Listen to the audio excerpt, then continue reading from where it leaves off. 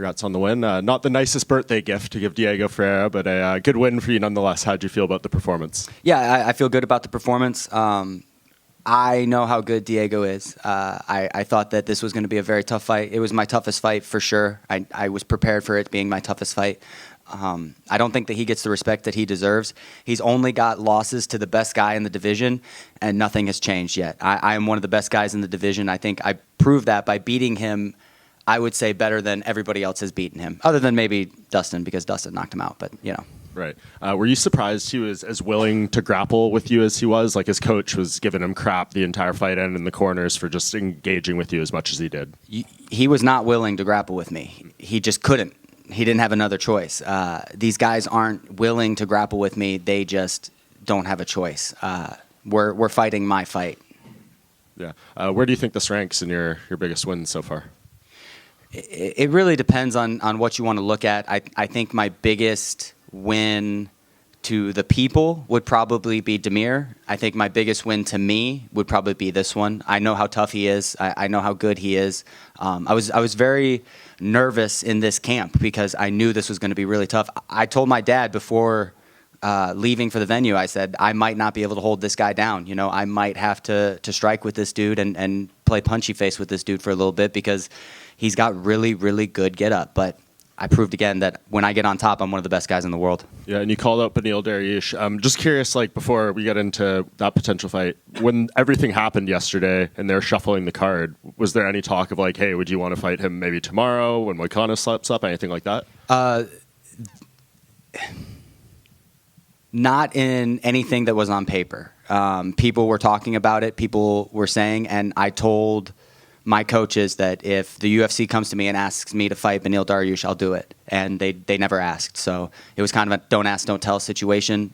If they had came to me and said, will you step up and fight Beneil, I would have said yes, but they didn't ask. So better case scenario, I get to fight Diego, who I was preparing for, and now I get to fight Beneil with a camp. Yeah, I guess how confident are you that fight does come together? Because he said in an interview yesterday, like UFC paid him his full show and win money, and as they should, by the way. Absolutely. That is very good on the UFC. So absolutely. But great on them. He also said they have something big for him. So do you think maybe there's already something in the works that maybe out there? I didn't hear that about the something big, but good for him. You know, I hope he gets something big. Man, he's a vet and he's fought everybody, anytime, anywhere.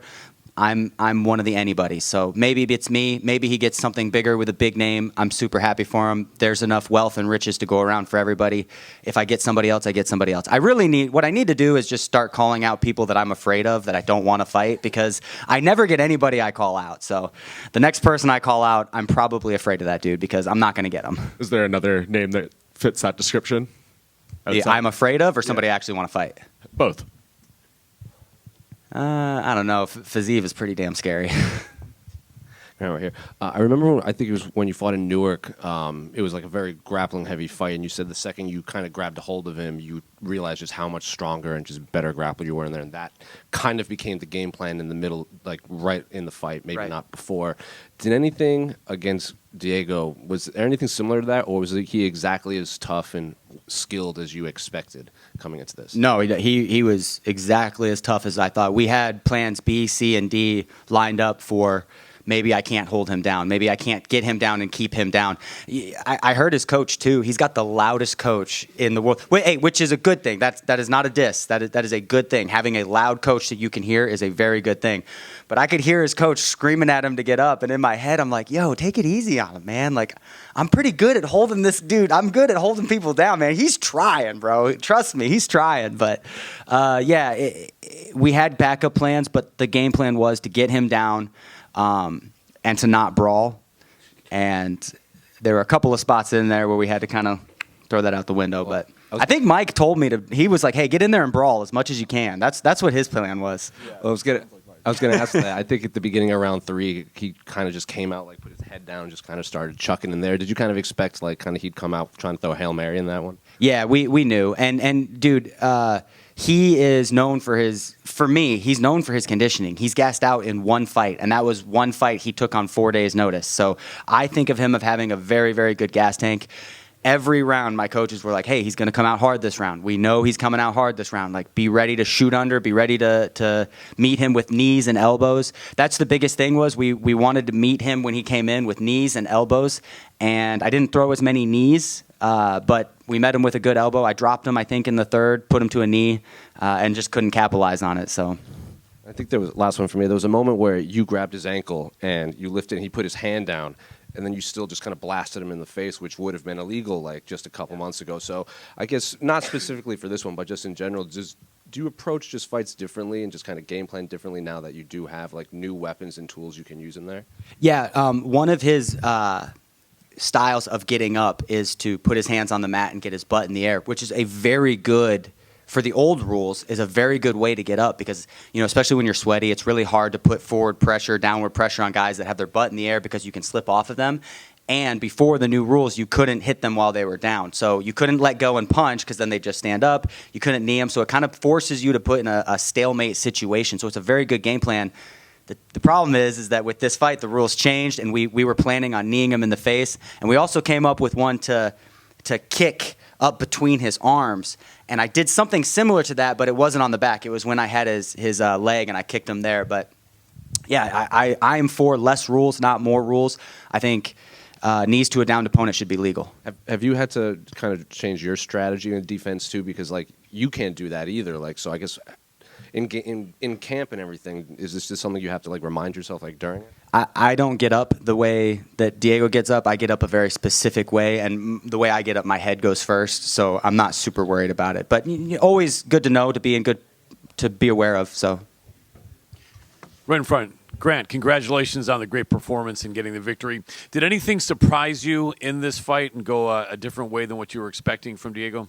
No, I knew how tough he was. I feel like we really prepared for his best weapons. The number one thing I wanted to stay away from was his crucifix, where I'm in on a leg, he starts tying up this leg, and then he goes like a Kimura on the far side. He's done some really good damage in those positions before, so we drilled those positions quite a bit. I think he got me there twice, and I knew exactly what to do. I gave up a worse position to be able to fight and continue to go other than getting caught in that position. So I'm very happy with my coaches, with my team, and the game plan that we built.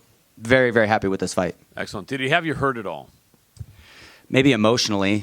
In the third round, he was yelling at me about, like, let's stand up and fight like men, and I was just like, you're the one that's getting held down, bro. Like, what do you mean, Absolutely. If Beneil is your next fight, how many more after that you think you need before a title shot?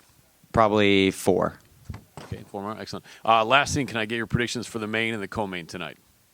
Co-main event, I'm very confident that Merab will win. I think that if you look at Merab's lineup, so many former champions, Jose Aldo, Henry Cejudo, the list goes on and on. I think he's going to win this fight, and Umar really only has one credible win, and that's Corey Sandhagen, which is a great win. But let's not remember that right before that fight, he fought a debut guy that dropped him. I think that people are giving him a little too much credit because of his last name. And in the main event, of course, I'm going to go with my teammate, Moicano. I think that Arman is a very, very, very good fighter and could have gotten the job done as well.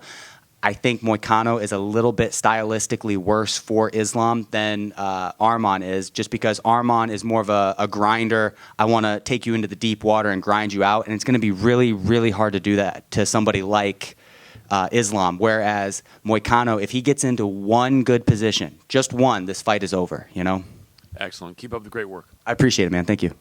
Grant, your teammate Money Moicano is fighting for the belt in a couple of hours. You spend a lot of time together. Could you tell me the wildest Moicano story? I don't know if this is the wildest story, but this is the funniest one that comes to mind. Apparently, on his podcast, he talked some shit on Joaquin Buckley, and then he was telling me that he was in the weigh-ins for one of his fights, and Joaquin Buckley came up to him, and he goes, "Hey, I heard you were talking some shit." And Moicano said, "No Ingles." And he goes, "How can you talk shit if you don't speak English?" He's like, little bit, but no Ingles." And then he's like, Buckley was like, all right, whatever. He turned around and walked away. I thought that was super funny. I like Moicano quite a bit. And what you see on camera is the exact same person he is in real life. That's a great story. And a more wholesome question now. You and your wife, Ellie, have been together for 7 years. What type of advice did she give you early on in your career, and how has her advice changed? I don't really know if there's a lot of advice that she's given me word-wise, but one of the biggest things coming from a relationship that I have with my wife is that she's so supportive. I was the one that wanted to move to Florida. I'll never forget this. We went for a walk, and in 45 minutes, we made the decision that we're going to move to Florida and train at American Top Team, and she was all for it. There was absolutely no kickback. There was absolutely no hesitation. I truly believe that woman would live under a bridge with me if we were broke. So you can't find that. I would give up all the money I have to keep a woman like that. Grant, could you shout out who helped you at ATT for this camp? Yeah, number one, I got to talk to my coaches, Mike Brown, Thiago Alves, and then one of my best friends and training partners, Dakota Bush. The dude is on a 6-fight win streak, 2 finishes. He definitely deserves to be back into the UFC. He was in the UFC. He took a very, very short notice fight, and it didn't go his way, and they kind of let him go. He needs to be back in the UFC. 6-fight win streak, get this man back into the UFC. And then I got to thank J.J. Wilson, an incredible jiu-jitsu guy, a New Zealand world champion in ADCC. So he came in every single Tuesday and Thursday to help me. So thank you, JJ, so much. You're an absolute stud, bro. And then my boy, Sadiq, who I smash every day. I smash you, Sadiq. But no, he came in and he helped me out a bunch too. So I really appreciate all these guys. And the list goes on, but mainly those guys have helped me quite a bit. So I really appreciate and love these guys. Great team makes a big difference, doesn't it?